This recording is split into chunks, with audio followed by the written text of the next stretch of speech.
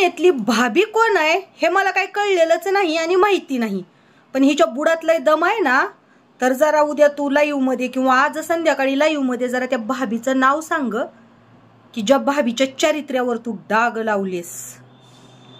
तू म्हणली ना त्या भाभीचा नवरा कंपनीत गेला की तिला बाहेरचा येऊन ठोकतो. तुला येडच तेवढं आहे, झोपायचं आणि ठोकायचं. तुझ्यातला किडा लय वळवळ करतोय. तुला गप्पच नाही बसू देत. जिरतच नाही ना तुझी. काय करणार? जिरवण्यासाठी त्या भाभीला जसा नवरा आहे ना तसा लागतो, पण काय भुकेल्या माणसाचं जरा अवघडच असतं म्हणा.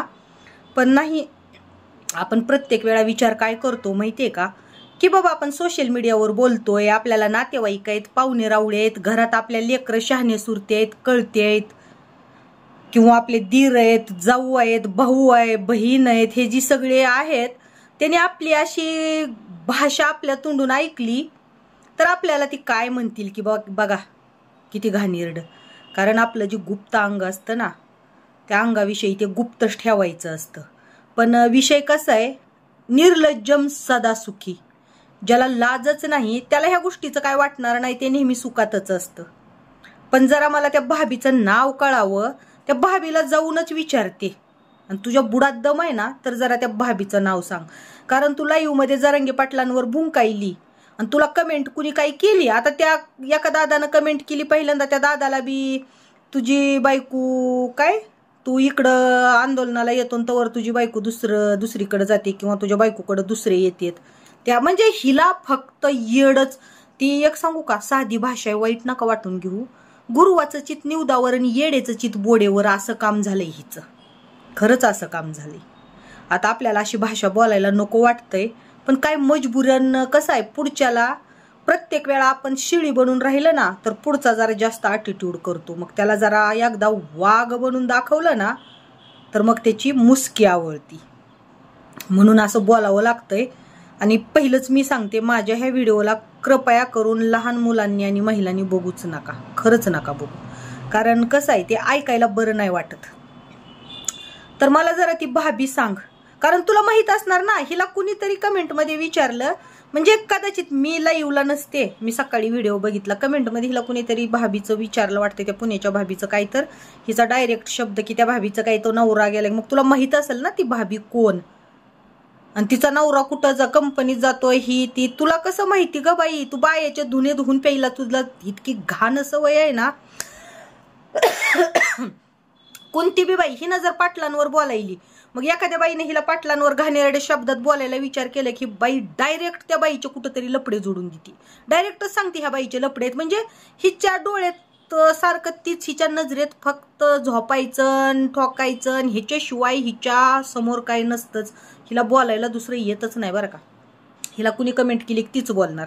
हिचे जरांगे पाटलांवर जर कोण ही वाईट बोलायली म्हणून हिला कुणी कमेंट केली त्याच भाषेत बोलणार, तीच हिला झोपायचं ठोकायचं तसंच बोलणार. परत हिच्यावर जरांगे पाटलांवर बोलायली, हिच्या विरोधात कुणी व्हिडिओ बनवला की तू पाटलांवर, मग त्या माणसाने एकदम सभ्य भाषेत बी बनवू द्या.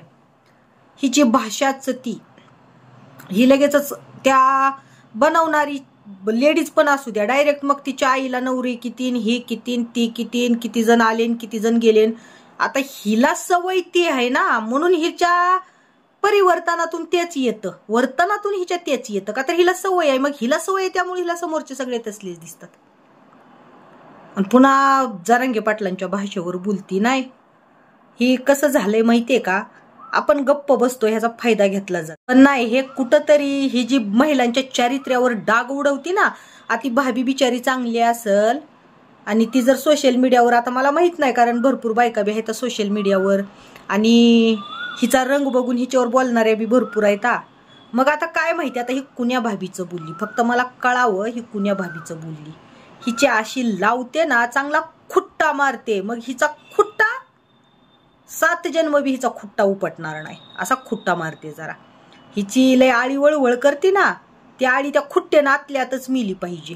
हिला असा चांगला जरा खुट्टा मारते. मला फक्त कळावं फक्त की ही पुण्यातल्या कोणत्या. आता मी तिचा इशारा तर सगळा मला कळलाय, फक्त मला तिच्या तोंडून नाव ऐकायचंय. खरंच जर हिला एकानं काढलेलं असेल ना तर मी आज बोलते, हिनं नाव सांगावं की ही कोणत्या भाभीचं बोलली पुण्यातल्या. हिचा सगळा कसं, हिची सगळी पुन्हा बरोबर मी जिरवतेच आता.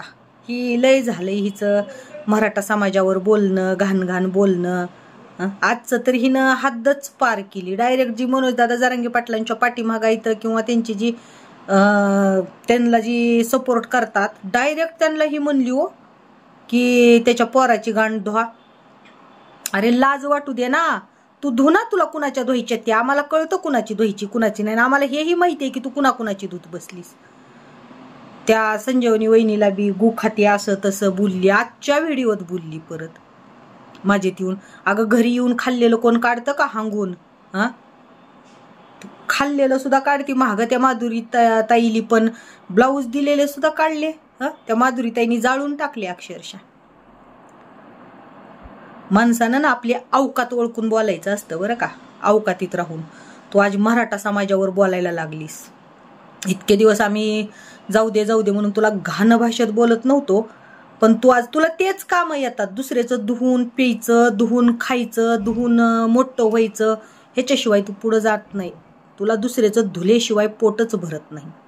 त्या जरांगे पाटलाचं आता हिनं काय त्या फडणवीस साहेबांचं सारखं फडणवीस साहेबांचं नाव घेऊन घेऊन काय बॉम्ब लावला का आणि पिटविला का. जरांगे पाटलाला म्हणते, जरांगे पाटलानं काय तुझ्या बुडात बॉम्ब घातला होता का आणि पिटविलता? ती एवढी तुझ्या आग होती फुटायची वेळ येते. तुला बोलायला आम्ही नाही म्हणलं, पण तू जरांगे पाटलांच्या कुटुंबावर बोलायली, त्याच्या पुरीवर बोलली, त्याची पुरगी देव म्हणली, ह्याच्यावर बोलली. अगं काय चुकीचं बोलली? आईबाप ही देवापेक्षा वरचेच असतात, पण ती तुला नाही कळणार, तुला नाही. आणि शेवटी जरांगे पाटलांच्या पोराचे संस्कारच ती येतं म्हण. काय केलं ग त्याच्या पोरानं तुला? कधी तो नाव तरी घेतो का? संडासला गेला असला तरी सुद्धा तुझा व्हिडिओ सुद्धा बघत नसेल का, नाव घेत नसेल. आणि तू म्हणती की बापाचे संस्कार, संस्कारच ती येतं. काय संस्कार चुकीचे? म्हणजे आई वडिलांना देव मानणं ही चुकीचे संस्कार आहेत का? मग काय शेजारच्या बाबाला बाप म्हणायचं, देव म्हणायचं ही चांगले संस्कार आहेत का? जन्मदात्या बापाला देव नाही म्हणायचं, देवापेक्षा मोठा नाही म्हणायचं जन्मदात्या बापाला. अगं जन्मदाता बाप आई ही देवापेक्षा मोठेच असतात, पण ती तुला नाही कळणार. तुझे काय संस्कार आहेत मग? काय संस्कार काय आहेत तुझे? नाही, काही लोकांचे संस्कार असतात बरं का. काय कसं असतं सांगू का? काही लोकांचे असे संस्कार असतात की आपल्या बापाला हकालून द्यायचं, बापापासून लांब राहायचं आणि शेजाऱ्या पाजाऱ्याला बाप म्हणायचं, घरात घ्यायचं. ही संस्कार असतात. काहींचे म्हणायली मी, कुणी पर्सनली घेऊ नका. काहींचे म्हणते, घडतं समाजात असे काही घटना, ती सांगायली. नाही मला ना ती भाभी सांग. तू म्हणली ना, तुला कुणीतरी कमेंट केली ना पुण्यातली भाभी, तुला जर एकानं काढलं असेल ना तर तू मला पुण्यातली भाभी सांग कोण आहे ती. माधुरी ताई, खूप दिवस झाले तुमच्या लाईव्हची वाट बघते, तुमच्या व्हिडिओची वाट बघते, पण तुम्ही गायबच कुठं झाले हो? आतुरतेनं वाट बघायलो आम्ही तुमचा चेहरा बघण्याची. तुमची तब्येत वगैरे बरी आहे का नाही हे काय कळायला तयार नाही. तुम्ही काय व्हिडिओ बसल्या बसल्या एखादा व्हिडिओ बनवत जावा, लाईव्ह घेत जावा, म्हणजे आम्हाला तुमची खुशाली कळती माधुरी ताई. कारण तुमच्यासारखे चांगले माणसं जर असं काही किती किती दिवस नाही दिसायला लागले तर कसं व्हायचं हो आमचं? मग आदर्श मानतोय तुम्हाला आम्ही. आणि खूप आता तुमची म्हणजे तुमच्या व्हिडिओची ना, आम्ही तुमच्या लाईव्हची व्हिडिओची माधुरी ताई खूप आतुरतेने वाट बघतोय.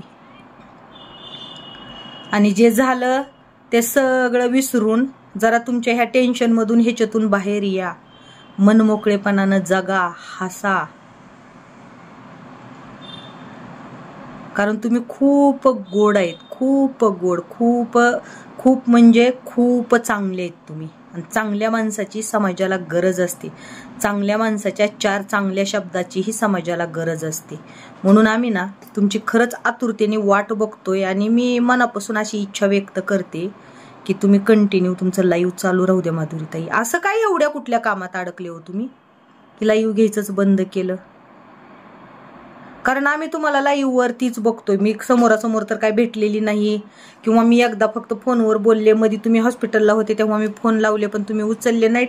आणि विषय असा झालाय की माझा मोबाईल बदलला गेलाय, त्यामुळं मला तुमचा नंबरच नाही सापडत.